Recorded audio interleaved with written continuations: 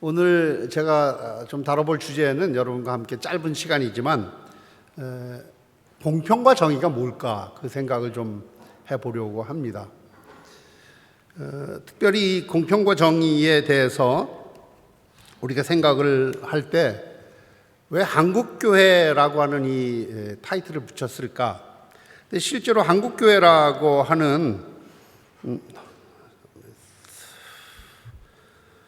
한국교회의 현실 속에서 공평과 현실, 정의란 무엇인가라고 할 때에 한국교회가 어떤 점에서는 우리 사회에 축소된 모양이다, 축소판이다 이런 생각을 합니다. 그래서 이제 이 주제를 이제 다루게 된 겁니다. 교회가 작은 사회고 공동체이기 때문에 이 속에서 생각해 보는 게 좋겠다. 왜냐하면 사회하면 너무 크잖아요. 근데 여러분 가운데는 제가 알기로는 한 70-80%가 교회와 상관이 없이 지금 살고 있으리라 생각하는데 그래도 교회란 말을 굉장히 많이 들었을 거예요. 이제 그런 점에서 바로 이 교회라고 하는 그 시각, 다시 말하면 하나님 나라의 시각에서 본 이 한국 교회라고 하는 이 사회의 안에서 공평과 정의가 무엇인가 이것을 좀 생각해 보려고 합니다. 오늘 다루게 되는 강의 목표는 세 가지입니다. 첫째, 성서적 공평과 정의 개념을 이해하는 것. 두 번째는 한국교회의 현실 진단. 교회를 모르는 사람들은 외적으로 들려진 것들을 통해서 주로 알고 있으리라 이렇게 생각을 합니다. 그리고 세 번째로는 공평하고 정의로운 교회 공동체의 가능성. 정말 가능할까? 그런 역할에 대해서 좀 생각을 해보려고 합니다. 강의 개요는 첫째로 한국 교회 안에서 공평과 정의가 필요한가? 우리 사회에 공평과 정의가 필요한가? 특별히 공평과 정의의 개념이 뭘까? 제가 여기다 이렇게 썼습니다. 공평, equality 또는 equity. 이걸 다른 말로 하면 fairness 이렇게 얘기하는데 이 상황과 정의의 개념. 세 번째로는 한국교회의 현실, 한국 사회의 현실을 반영하고 있는데 이런 것을 좀 생각해 보려고 하고요. 네 번째로는 공평하고 정의로운 교회를 과연 우리가 꿈꾸고 있는가? 한국 사회가 그렇게 되기를 바랄까? 그리고 잠시 결론을 내리고 이제 끝맺으려고 합니다. 첫째로는 왜 교회 안에서 공평과 정의가 필요한가라는 것입니다. 교회가 공평과 정의를 말하기를 좋아할까? 실제로 교회에서 이 공평과 정의를 말하게 되면 현재 교회 안에서는 상당히 보이지 않는 지적질을 받게 돼 있어요. 이런 상황 속에서 이걸 좀 생각해 보려고 하고요. 그 이유는 다른 것이 아니라 신앙이 의와 분리될 수 없는데 이중적인 잣대를 대고 이중적인 잣대를 가지고 말하기 때문에 그렇습니다. 또 생각도 그렇게 하고 교회 안에서는 다 선한 사람 같고 다 정의로운 사람 같고 공평한 사람 같지만 교회 문을 나서는 순간 완전히 다른 세속화된 사람들 그 모습 그대로예요.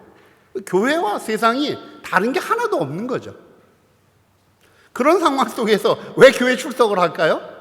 왜 교회를 갈까요? 안 가죠. 여기서 한 가지 제가 좀 미리 말씀드리는 것은 여기서 교회라고 하면 가톨릭교를 빼고 한국 개신교를 말하는 겁니다. 혼동하지 않으시면 좋겠습니다. 두 번째로 공평과 정의의 이 내용이 하나님의 성품이다. 하나님의 하자도 모르는 들어오지도 않고 말하지도 않던 사람들이 이제 이런 얘기를 생각하려면 좀 쉽지는 않겠죠. 가면서 얘기하겠습니다. 특별히 구약성경 시편 11편 7절을 보면 여호와는 정의로우시며 공의를 사랑하신다라는 말씀이 있습니다. 그러니까 하나님을 믿는 사람, 여호와를 믿는 사람들이 정의로우신 분, 공의를 사랑하시는 분을 예배하고 섬긴다 그러는데 조금이라도 닮아가는 게 있어야 되잖아요. 근데 교회 안에서 교회의 모든 풍습이 익숙해지면, 교회 출석을 많이 하면 거기에 익숙해진 다음에 공평과 정의는 없어져요. 그러니까 교회가 요즘은 어떤 점에서는 마치 친목계 끼리끼리 모이는 이런 상황이 돼가고 있다는 겁니다. 이게 심각한 일입니다. 여기서 먼저 공평과 정의의 개념에 대해서 좀 생각을 해보겠습니다. 공평과 정의에서 먼저 공평과 평등이 같은 것일까? 이퀄티하고 이퀄리티인데, 이 질문과 더불어서 좀 여러분이 생각을 해보면 좋겠습니다. 또 한 가지는 정의란 justice, 나에게 무엇일까? 이 공평이라는 얘기를 할 때 이 공평은 사실은 이퀄리티는 아니에요. 먼저 여기 보면 평등이라고 할 때는 이퀄리티예요. 평등은 모든 사람에게 똑같이 나눠주는 것, 똑같이 대하는 것. 그런데 공평이라고 하면, 이퀄티 하면은 각자의 상황과 필요에 맞게 다르게 나누는 거예요. 제가 영국에서 공부할 때 IMF 시절을 맞이했거든요. 박사학위를 시작했는데 1년차 됐을 때 한국의 IMF가 돼갖고 환율 차이가 3배, 4배까지 막 올라가는 거예요. 공부 끝나고 그냥 갔어요, 사람들이 많이. 근데 거기서 살아남으려고 있는데 학교에서 장학금을 줍니다. 한국 학생들을 몇 사람을 다 불러서, 한국 학생이 10여 명 있었는데 장학금을 줬어요. 근데 장학금이라는 것이 어떤 것이었냐면, 당시에는 그 사람의 형편을 다 듣고 그 사람이 얼마가 필요한가를 생각해서 그대로 나눠주는 거예요. 10이 맥시멈이면 어떤 사람은 사정을 들어보니까 5밖에 없어요. 그러면 5를 줘요. 어떤 사람은 2밖에 없어요. 곧 가야 돼요, 한국에. 8을 줘요. 나중에 이걸 알았어요. 한국 학생 중에 한 사람이 학교에 부학장을 찾아가서 컴플레인을 한 거예요. 왜 동등하게 왜 우리에게 나눠주지 않았느냐. 나는 지금 5를 받았는데 어떤 사람은 8을 받았더라. 왜 더 많이 주느냐. 이게 컴플레인이 될 수 있어요? 이게 차이예요. 특별히 여기서 한번 우리가 생각해 볼 것은 그 신발의 개념, 신발. 어떤 사람이 신발 260mm를 260cm를 이제 다 나눠줬어요. 260mm 운동화를 하나씩 나눴는데 다 똑같이 나눠줘요. 그럼 공평해요? 평등하긴 하겠죠. 근데 어떤 사람은 똑같은 걸 나눠주니까 못 신을 수도 있어요. 필요 없을 수도 있어요. 그래서 우리가 생각해야 되는 것이, 공평이라고 하는 이 의미를 잘 생각해야 됩니다. 우리 사회에서도 지금 여러 방면에서 복지를 얘기하는데 이 부분을 간과하면 우스운 결과가 나오고 말아요. 세종대에서 학생들이 얼마나 공평하게, 공정하게 장학금 학생 지원을 하고 있는지 저는 잘 몰라요. 근데 사실은 이런 부분들이 간과돼 버리면 결국 좋은 일도 우스운 결과가 될 수밖에 없다. 오늘 사회의 불평등을 좀 한번 생각해 봅시다. 첫째로는 경제적 불평등, 소득 집중, 청년 자산 격차입니다. 평등하지 않은 사회에 살고 있어요. 저는 지금 고양동에서 살고 고양동에서 여기까지 왔거든요. 고양동은 벽제에서 조금 더 가고 의정부 쪽으로 가다 중간에 있는 동네예요. 근데 저는 늘 얘기해요. 친구들한테나 누구 사람들한테 우스갯소리 반 진담으로, 나는 거주 이전에 자유가 없어, 이 얘기를 해요. 그러면서 우리나라에 거주 이전에 자유가 있을까? 지금 있는 집 팔아서 다른 데 가서 못 살잖아요. 실제로 경제적인 불평등이 팽배하고 소득이 어떤 사람에게 집중되고, 매일 아르바이트를 해서 돈을 벌어도 그 돈으로 나 먹고 살기도 힘들어요. 거기다 특별히 청년들하고 노년층의 자산의 격차를 보면 어마어마해요. 그다음에 교육 불평등, 지역, 계층 간 격차. 여러분 여기 나와서 이렇게 그 강의도 듣고 대학 생활을 하고 있지만 대학을 들어오지 못하는 사람들도 있거든요. 근데 본의 아니게 오고 싶어도 못하는 사람. 지역 계층 간의 이 격차라고 하는 것은 우리 사회에서 어떻게 해결해야 될지 참 어려운 문제입니다. 그런가 하면 젠더 불평등도 있어요. 굉장히 이 젠더 불평등 때문에 우리 사회가 저는 망가져가고 있다 이렇게 생각해요. 이거 잘 해결하지 않으면. 더더욱이 임금 차별, 젠더 격차로 인해서, 불평등으로 인해서 임금이 엄청나게 다르잖아요. 여성들을 대하는 업주들의 태도, 그리고 여성들을 대해서 주는 어떤 임금들의 그 차별을 보면 놀라울 정도예요. 더더욱이 진급은 상당히 어렵잖아요. 유리천장? 그걸 깨는 사람이 있어야 되는데 여성들 가운데 어려워요. 육아 독박하라고 다 하죠. 필요한 거 다 하라고 하죠. 그러니까 누가 애 낳아요? 애 안 낳죠. 그런가 하면 지역 격차도 굉장히 심합니다. 여러분 가운데 수도권이 아닌 곳에서 지방에서 올라오신 분들도 있을지 모르겠어요. 그 격차는 아마 몸소 겪어서 잘 알 겁니다. 지방 인프라를 우리가 생각해 보면 너무 형편없는 게 많아요.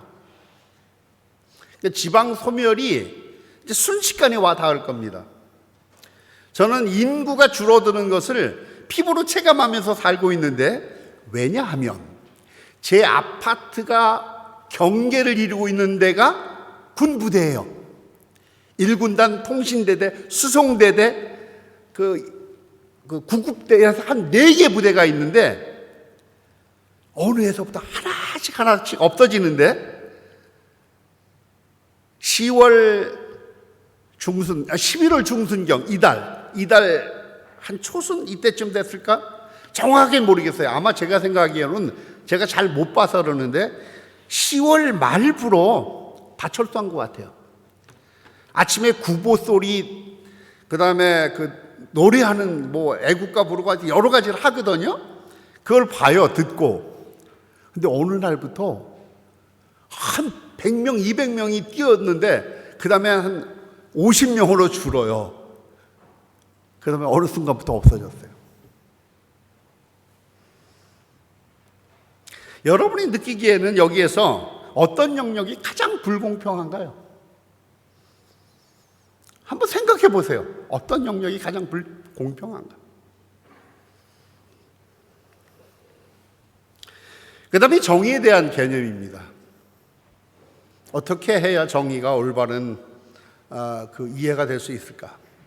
정의에 대한 철학적 접근, 아마 이미 철학과 학생들 또 이런 사람들은 배우고 있을 텐데, 아리스토텔레스 같은 데는 분배적 정의를 보통 얘기합니다.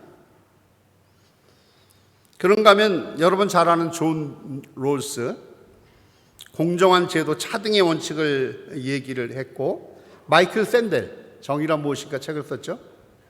정의는 공동선에 대한 논의다 이렇게 얘기를 합니다. 근데 이런 개념들이 우리가 이해를 하고 있지만 정의라고 하는 그 개념이 우리에게 어떤 도움을 주는지 우리가 상당히 이해하기 어려워요.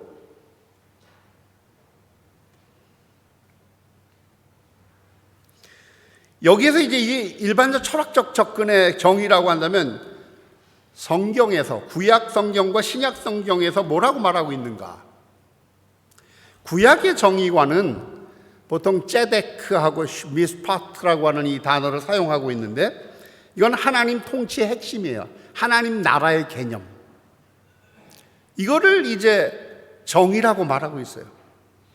여기서 말하는 정의는 그럼 뭘까? 관계적 정의예요. 약자를 보호하는 것, 고아, 과부, 나그네를 돌보는 것. 근데 여러분, 오늘 주변에 교회 많잖아요. 한국에, 이 서울에는 특별히 큰 교회 많잖아요. 주변에 고아, 과부, 나그네를 잘 돌보는 교회들 얼마나 돼요? 무료 급식을 한다고 해서 점심이면 다 몰려와서 밥을 먹게 하고 하는데, 교회가 그 밥 먹으러 온 사람을 잘 대해서 먹고 가게 하면 되는데 막 큰 소리 치면서 여기부터 줄 서고 여기부터 앉고, 아니 밥 한 술 주면서 왜 이렇게 큰 소리 쳐요? 도무지 저는 이해를 못 하겠더라고요. 그런 교회 저도 있어 봤어요. 결국 안 맞아서 저도 그만 나왔지만, 잠언 21장 3절 구약 성경에 의하면 공평과 정의를 행하는 자는 여호와께서 기뻐하신다. 실제로 이런 점에서 정의는 법보다 관계이고, 관계 속에서의 정의, 공평은 제도보다는 마음이에요. 배려. 이것을 하나님의 통치의 핵심이라고 이야기하면서 구약 성경 두 군데를 우리가 보겠는데, 첫째로는 미가서 6장 8절입니다. 여호와께서 그대에게 알려주셨습니다. 사람이여 무엇이 좋은지를, 여호와께서 그대한테서 무엇을 찾으시는지를, 다만 정의를 행동으로 옮기는 것과 한결같은 사랑을 즐겨 베푸는 것과 겸허히 그대의 하나님과 함께 살아가는 것입니다. 그런가 하면 아모스 5장 24절, 흘러나게 하라. 정의가 물처럼 공의가 늘 흐르는 냇물처럼. 신약에 와서 신약의 정의는, 신약 성경의 정의는 무엇일까? 디카이오슈이네라고 하는 이 단어로 표현이 되고 있는데, 이것은 보통 예수의 정의를 말합니다. 사랑과 자비를 통한 관계 회복. 특별히 이것이 팔복, 마태복음 5장 3절로 10절에 보면 의에 줄이고 목마른 자를 말합니다. 의에 줄이고 목마른 자? 그런가 하면 초대교회는 사도행전에 의하면 소유를 나누고 경제적인 공평을 실천하는 모습도 보여줍니다. 이런 점에서 교회가 사회주의적인 사상인가? 이런 생각을 할 정도예요. 핵심은 정의는 제도 이전에 관계적인 회복, 공평은 사랑의 실천 방식이다, 이렇게 말할 수 있습니다. 요약하면 성서적 정의의 요약은, 구약은 약자를 위한 하나님의 공의를 말하고 있고, 신약은 사랑으로 드러나는 예수의 정의를 말합니다. 오늘날 교회는 어떨까? 약자를 우선 돌보는 공평한 공동체, 공평과 사랑, 약자 보호를 실천하는 정의로운 교회. 정말 그럴까요?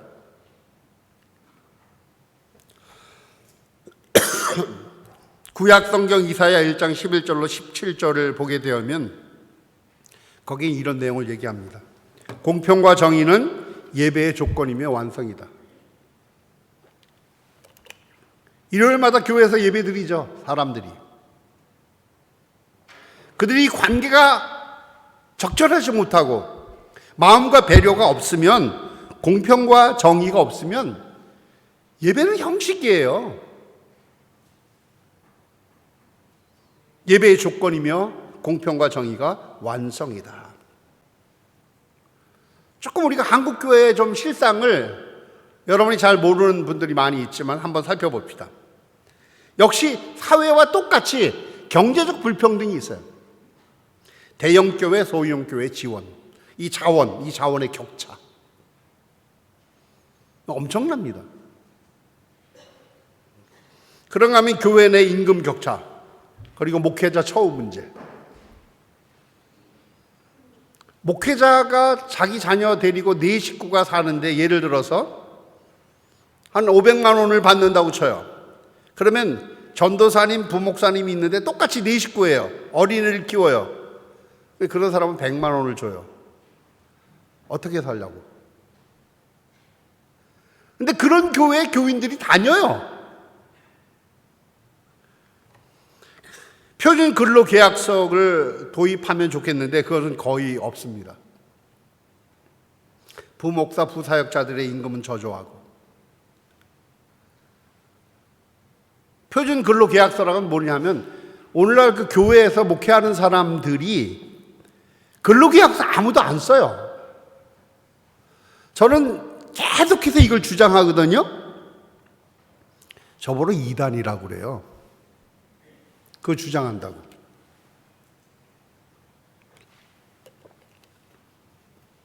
학교는 어떤지 모르겠어요. 학교도 처음 들어오면 계약서를 써요. 몇 년 동안 얼마 동안. 그게 잘 된 지가 얼마 안 됐습니다. 더욱이 헌금 사용의 불투명성.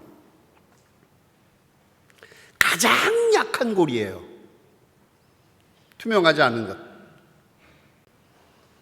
약자보다 조직 유지에 집중되는 그런 경향이 있고, 실제로 혜택이 돌아가는 집단은 교회 안에서 누구냐면 65세 이상 노년층, 그리고 청년층 약자는 가장 소외가 되어져요. 제가 이런 얘기를 했어요. 노년층 가운데에 65세 이상 70세 되신 분들이 한 교회에서 30년, 40년 신앙생활을 하면서 그들이 얻은 수입의 11조를 내거든요. 그 11조를 30년, 40년 동안 계속 냈어요. 근데 은퇴를 하고 직장인들 같은 경우에는 연금만 받아서 살아요. 어떤 사람은 연금이 너무 적어요. 그럴 때 제가 제안한 게 있어요. 교회도 가지고 있는 재정에서 거꾸로 이제는 은퇴한 사람들에게 연금처럼 매달 얼마씩 후원을 하자. 첫째. 둘째, 청년들 가운데 아직 취업을 못하고 아직 취업을 준비하고 있는 사람들에게도 청년들도 매월 얼마씩 교회가 지원을 하자. 왜 그걸 못하느냐? 교회가 그렇게 바뀌면 아마 완전히 달라진 느낌을 받을 거예요. 이게 경제적 불평등에 대한 현실 모습이고요. 또 하나는 젠더 세대 불평등. 똑같죠? 여성 안수를 금지하는 교단 다수. 지금 총신대학교, 제가 공부한 그 총신대학교, 그 다음에 고신대학교, 합동신학대학원대학교 이런 데서는 아직도 여성들이 입학을 해요. 근데 목사 안수를 안 줘요. 뭐 하려고 그 학교, 신학교 가는지 모르겠어요. 여성들 다 학교 가지 말라고 하고 싶어요. 지금까지도 여성을 차별하고 혐오하고 배제하고 이건 조직적인 여성 폭력이에요. 그런가 하면 청년의 의견들은 전혀 반영 안 합니다. 교회에서. 청년들을 그 소위 말하는 회의, 무슨 재직회의, 무슨 여러 회의가 있는데 그 회의에 대표자로 들어가서 같이 얘기할 수 있게 해야 되는데 그걸 안 해요. 가부장적 리더십 문화는 여전하고. 여기서 우리가 질문하게 되는 겁니다. 교회는 세상보다 더 공평한가? 교회가 좀 나은 구석이 있어요? 이게 젠더 세대의 불평등 교회 안에 그대로 있어요. 그다음 사회적 약자에 대한 무관심. 가장 약자를 돕는 것처럼 얘기하고 있지만 전혀 아닌 이주민, 장애인, 성소수자, 빈곤층에 대한 배려는 전혀 없는 것. 지금 한국의 차별금지법을 국회가 통과시키려고 하는데 제일 먼저 차별금지법을 반대하는 집단이 개신교입니다. 개신교가 제일 앞장서 있어요. 차별을 금지하지 하면 안 되도록 해야 되는 이 집단이. 이주민에 대해서도, 성소수자에 대해서는 말할 것도 없어요. 사회적 불의에 대해서는 침묵합니다. 이권관계가 있으니까. 정의보다는 교회가 성장을 우선하는 그런 문화 속에서 이제 교회가 인구가 줄잖아요. 전체 교회가 대부분 제가 알기로는 한 50% 가까이 65세 이상 교인들이 모일 거예요. 이거 변화되지 않으면 한 방에 훅 갑니다. 다 무너져요. 헌금 규모, 건축 숫자 중심, 여기서 탈피해야 되는데 전혀 그렇지 않다. 신앙과 정의의 괴리. 현상이 공평과 정의는 세상의 일이라고 보통 사람들이 생각해요. 교회 안에서. 그럼 뭐 교회와 상관없지라고. 그리고 복음이란 영혼 구원. 이원론적 신앙. 이 속에서 지금 청년들이 자라고 중고등학생들이 자라난다면 한국 사회에 미래가 없어요. 문제는 복음의 공적 차원을 상실한 겁니다. 공적 신뢰를 잃어버리는 거예요. 예수의 복음은 해방의 복음인데, 그래서 포로된 자에게 자유를 이라고 예수께서 말씀하셨는데, 이런 점에서 교회의 본질이 해방과 회복의 공동체인데, 교회가 윽죄이고 교회 안에 너무 어려움이 많이 생겨요. 아까 젠더 불평등 얘기하면서 그냥 제가 얘기는 안 하고 지나갔지만 실제로 교회 안에서 여성 폭력에 대한 게 너무 심합니다.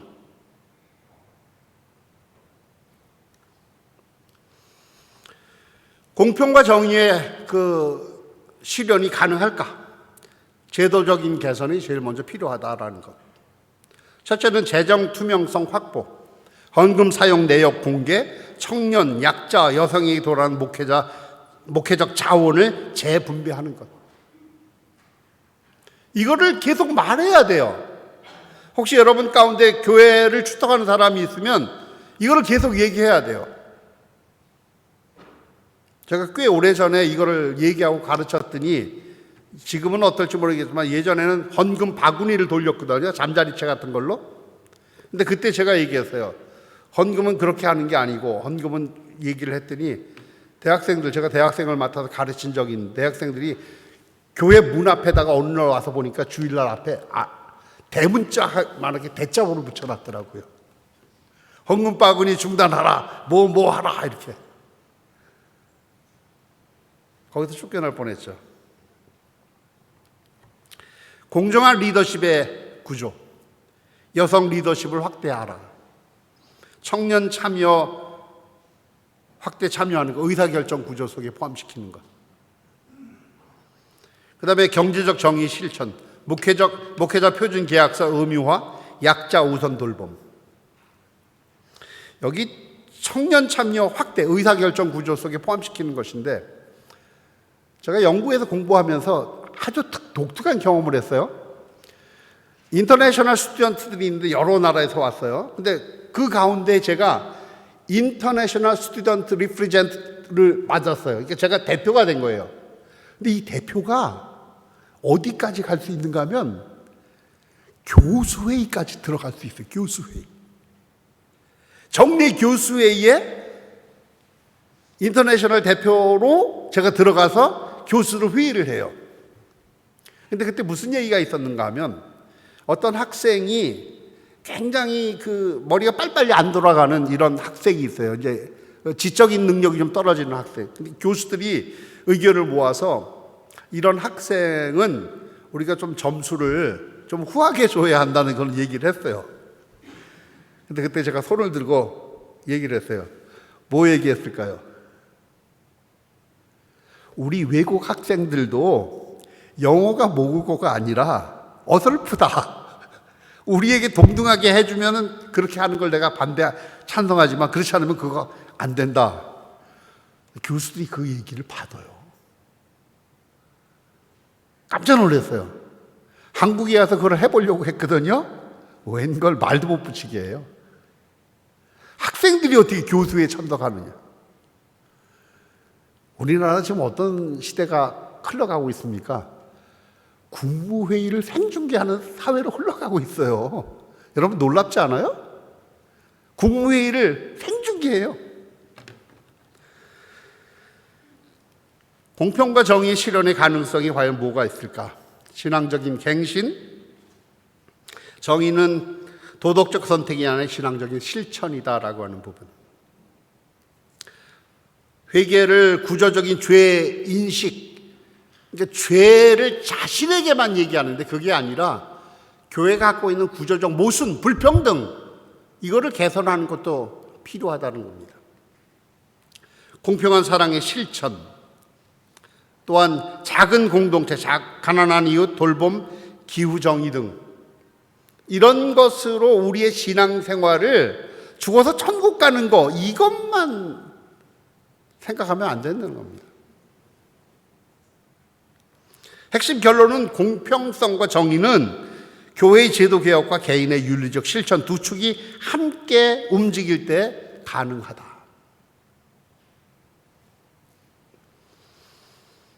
토의하고 싶은 질문이 있는데 여러분이 대답을 안 할 것 같아요. 아무도. 오늘날 교회가 공평하고 정의로운 공동체가 되려면 무엇이 가장 먼저 바뀌어야 할까? 한번 여러분이 마음속으로 스스로 한번 생각해보고 대답해 보십시오. 또 한 가지는 개인의 신앙과 사회 정의가 어떤 관계에 있을까? 여기서 신앙생활, 교회를 출석하는 사람들도 있겠지만 그런 사람들이 좀 깊이 생각해야 돼요. 교회 출석이 전부가 아니에요.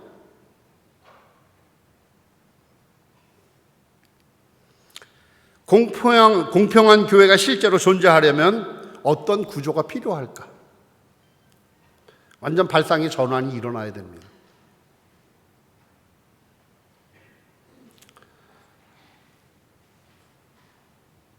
이제 결론을 내리겠습니다. 공평과 정의는 하나님의 성품이자 백성의 사명이다. 크리스찬들이 이 말을 곱씹어서 많이 생각해야 돼요.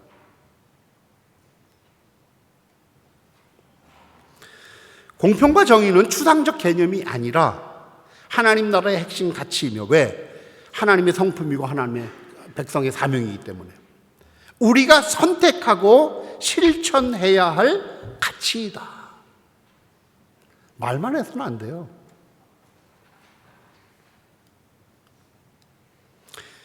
교회의 공평과 정의는 약자에게 더 많은 관심을 주는 공평한 불공평, 말이 어렵죠. 만들었어요. 공평한 불공평. Equitable inequality 또는 fair inequality.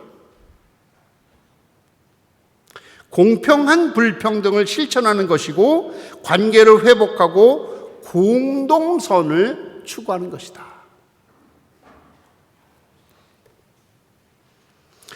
공평과 정의가 없는 교회의 예배는 허상이며 거짓이다.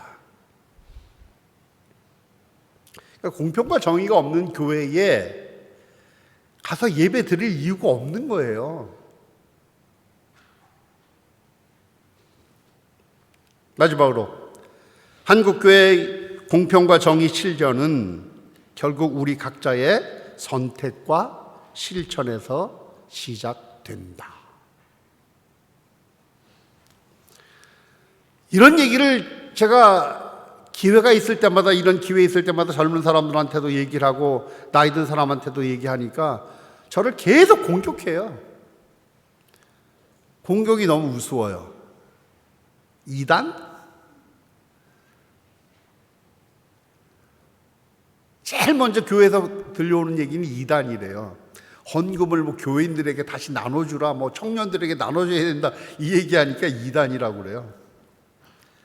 그 다음에는 무슨 얘기를 갖다 붙이는가 하면 종북 좌파래요. 종북 좌파. 여러분이 오늘 강의 들은 이 내용을 지나가는 한 강의였지만 한 번쯤 곱씹어보고 생각해 보시고 친구들과 함께 얘기해 주셨으면 좋겠어요. 오늘 제가 할 말은 여기서 다 했습니다. 제가 시간 보니까 정확하게 35분을 했는데 강의 시간, 그 다음 강의 시간 또 가셔야 되죠? 오늘은 여기까지만 하겠습니다. 수고하셨습니다. 감사합니다.